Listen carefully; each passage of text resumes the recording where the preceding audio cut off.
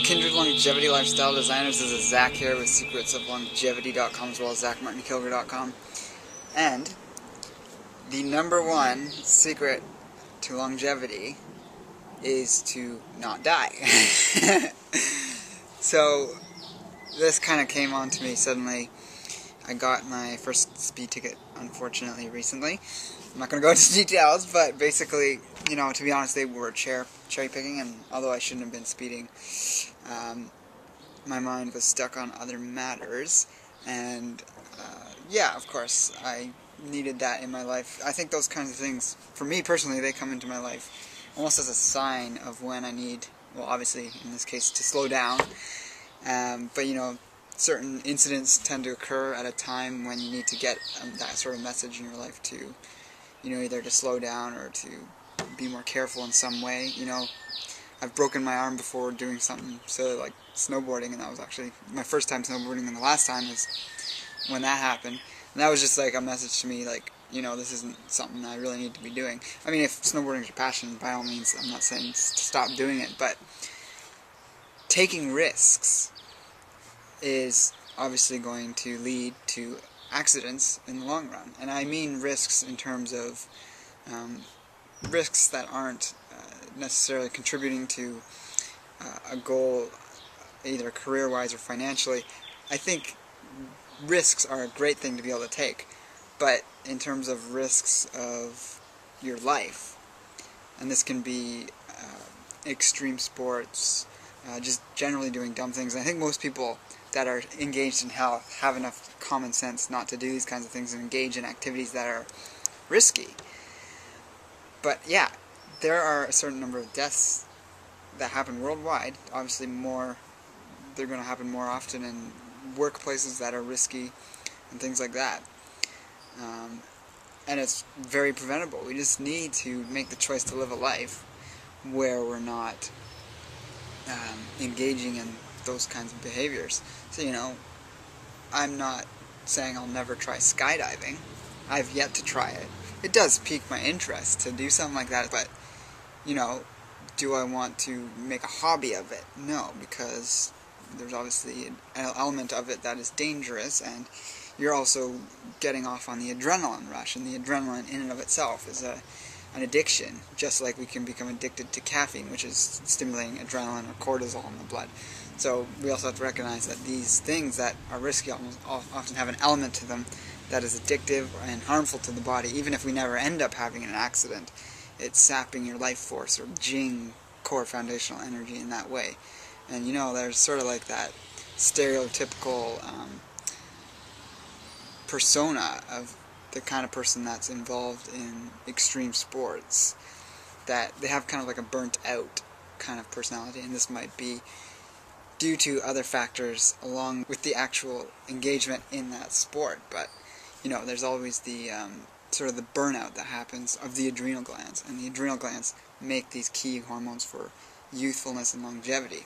So yeah, you know, I was rushing in my life just the other day, and that's why I ended up getting the speeding ticket. It was a message to myself to slow down, which was much needed, and I'm grateful to have had that lesson. I'd rather that, however, than end up causing an accident. That's obviously why they have laws like that are put in place, even if they are not always, to our perception, done in the best way or put in the right places. We need to cherish life and our experience here right now. And if we're choosing to live a life of invincible health, then we want to avoid the things that can take us out, because we can create amazing health with diet, exercise, etc. But, you know, we could still be taken out by that drunk driver or that random mugger who doesn't find enough money in our wallet when we're forced to hand it over to him. So these things can partially be avoided through bringing awareness into the present moment as you're living it. You know, the number one cause of death in workplaces is obviously accident, and that comes from not being aware. You know, you're working on a skyscraper, and someone doesn't put a bolt into a beam properly, and you're you're assembling girders or something.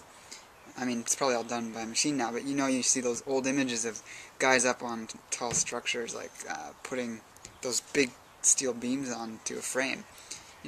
That's a really risky job if you don't have awareness. One slip of your foot and you could be going off the edge to your peril. So by bringing awareness into our life, both in terms of the health aspects and cultivating health, but also just common sense things, so we don't become a statistic of an unfortunate circumstance. What I'm talking about is certainly not fear-based, but caution and awareness-based, and cultivating that so that we're more present and able to delineate the situations that we encounter, whether it's while driving, while at a party, while downtown shopping, anything we're doing in daily life. We need to bring our awareness into that moment, hyper-aware, not distracted, focused on task, and having a general sense of what's going on around us. And this is actually a self-defense tactic.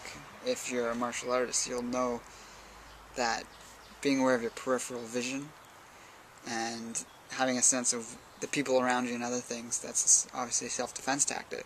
But it's also a self-defense tactic from everything going on around you. If there's construction going on in a building and there's stuff coming off the roof into a thing, although there might be an overhang for people to walk under, it might be better to go across the street. You don't know if there's going to be some random accident that has a huge cinder block plunging through that little plywood roof that they put up to protect the pedestrians. The other factor that can come from accidents are obviously disability or injury, which can hamper your lifespan potential. So injury to the spine or head is obviously the most critical and dangerous, but also injury to the legs or arms severely hampers your ability to live life to its fullest. I mean, yes, of course there's people that get by and even excel in these kinds of situations if they have some sort of disability, but I'm talking specifically about spinal cord or organ injury or injury to the head. You may not die from an accident, but you can have these injuries that obviously you want to avoid with these same principles I'm talking about.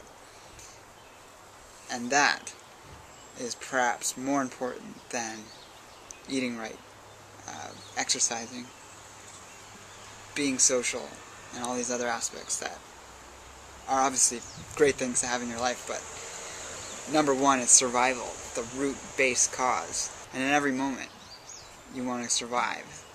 So you want to avoid the things that could take you out like that, while maintaining the other aspects in your life that are keeping you from being taken out over the long haul, which is the heart disease and all the other aspects of the lifestyle factors I generally talk about in my videos.